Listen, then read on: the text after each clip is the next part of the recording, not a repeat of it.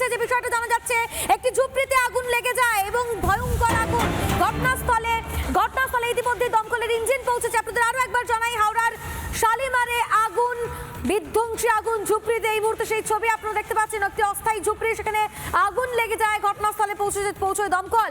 ঝুপড়ির সামনে থাকা একটি গাড়িতেও আগুন ধরে যায় বলে জানা যাচ্ছে। দাহ্য বস্তু মজুদ থাকায় আগুন আরো দ্রুত ছড়িয়ে পড়ে যে অভিযোগ। এই মুহূর্তে সেই ছবি দেখতে পাচ্ছেন, দাউ দাউ করে জ্বলছে আগুন, কালো ধোঁয়া জেগেছে এলাকা এবং দমকলের তরফ থেকে আগুন নিয়ন্ত্রণে আনার চেষ্টা। প্রায় 1.5 ঘন্টার চেষ্টায় আগুন নিয়ন্ত্রণে আনা সম্ভব হয়েছে, এমনটাই দমকল সূত্রে খবর। শালিমারে অস্থায়ী ঝুপড়িতে আগুন এবং পুড়ে ছাই হয়ে গিয়েছে একাধিক ঝুপড়ির সামনে দাঁড়িয়ে থাকা একটি গাড়িতেও আগুন ধরে যায় বলে জানা যাচ্ছে। দাহ্য পদার্থ মজুদ থাকায় আগুন দ্রুত ছড়িয়ে পড়ে। ঘটনাস্থলে পৌঁছয় দমকলের ইঞ্জিন এবং 1.5 ঘন্টার চেষ্টায় আগুন আয়ত্তে আসে। সেই ছবি এই মুহূর্তে দেখতে পাচ্ছেন। ভয়াবহ অগ্নিকাণ্ড, দাউ দাউ করে জ্বলছে আগুন। আগুনের লেলিহান শিখা গ্রাস করছে একের পর এক ঝুপড়িকে।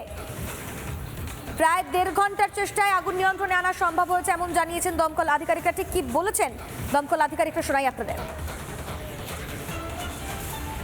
জিআরপিএফ এর থানার সামনে আনলিগেল যেটা ঝুপড়ির দোকান, যেটা টায়ার আনঅফিসিয়ালি যে রাখে, ওনাদের অনেক টায়ার ছিল সেগুলো এবং ঝুপড়ি ছিল, সেগুলোতে আগুন লাগে। এবং আমরা হাওড়া থেকে একটা ফায়ার ব্রিগেড এবং শিবপুর থেকে একটা ফায়ার ব্রিগেড, দুটো গাড়ির টেন্ডার নিয়ে এসেছিলাম।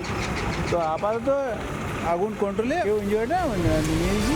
আগুন